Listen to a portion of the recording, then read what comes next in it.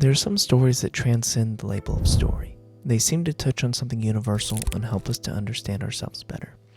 The beautiful thing about these stories is they aren't exclusive to one medium. Whether they be songs, poems, films, or art, the message stays the same. Today I want to talk about a cartoon that I think encapsulates this theme and really seems to be timeless. Today, I'm talking about Adventure Time. Adventure Time holds a special place in my heart. I've been wanting to do an analysis of this show for a while, but I think there are so many things to analyze that it can be hard to choose a topic. Instead of talking about everything that Adventure Time has to offer, we're talking about one of Adventure Time's most interesting characters, the Lich. The Lich is the main antagonist for the citizens in the land of Ooo. He appears to be a looming threat and has been since before the beginning of time.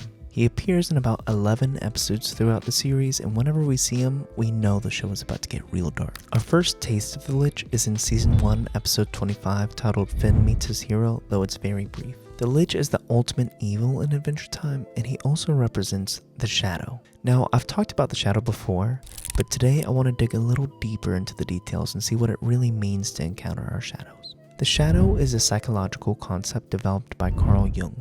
The shadow, as it was originally conceived, is all of the qualities that one might repress and banish to the unconscious part of the psyche. There are two very important notes regarding the shadow. First, the shadow can belong to the personal unconscious as well as the collective unconscious.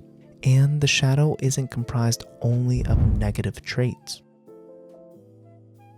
Within the Jungian lexicon, the unconscious has two manifestations, the collective unconscious and the personal unconscious. The term collective unconscious is another term from Jung and describes the reservoir of unconscious symbols that all people share. Within the collective unconscious are the archetypes, or patterns of imagination, thoughts, or behaviors that exist for all people across time and space. Archetypal images are discussed regularly on the channel, but if you need a refresher, common archetypal figures include the mother, the hero, the fool, and the shadow.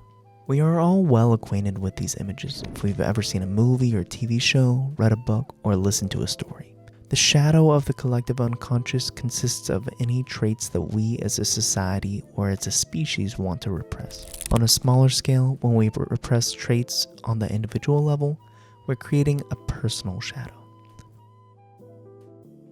While the shadow probably conjures images of dark and malevolent figures or traits, this isn't the whole story. Jung originally conceptualized the shadow as any trait that's repressed.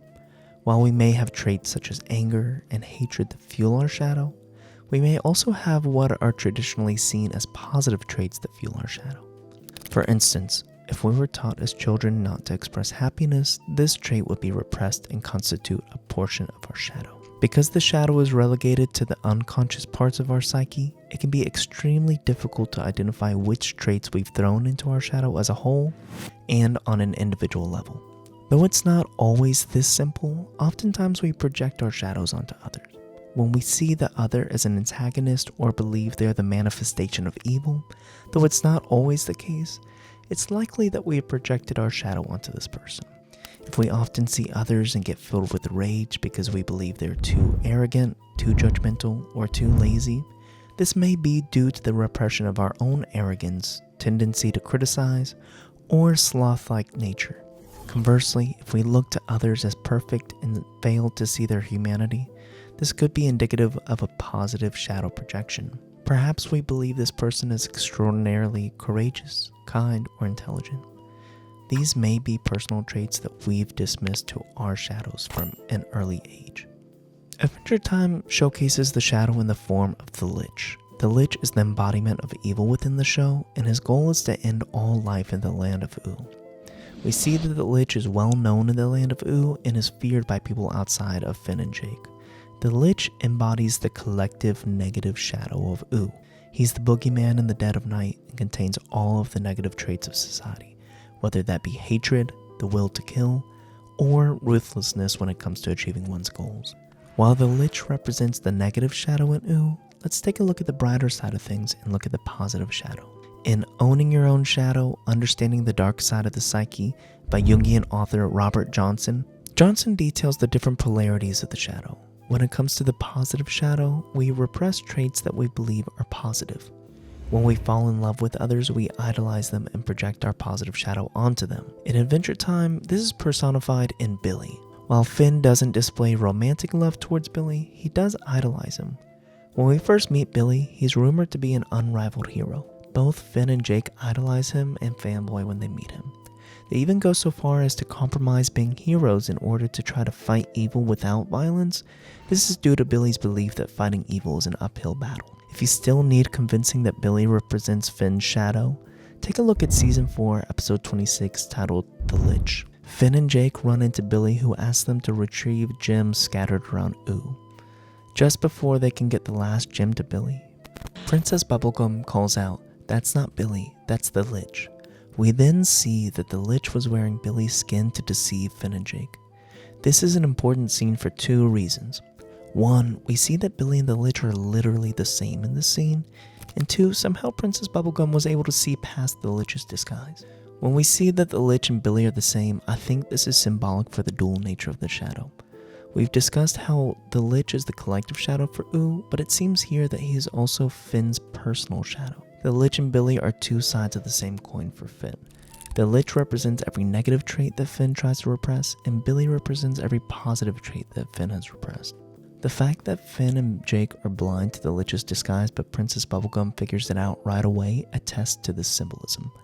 Billy doesn't represent the positive shadow for her. She's able to see Billy for what he really is, while Finn and Jake are blinded by their idolization of Billy. The solution of the shadow lies in the integration of the shadow. Rather than further repress, Jung advised that we integrate our shadow back into the rest of our psyche.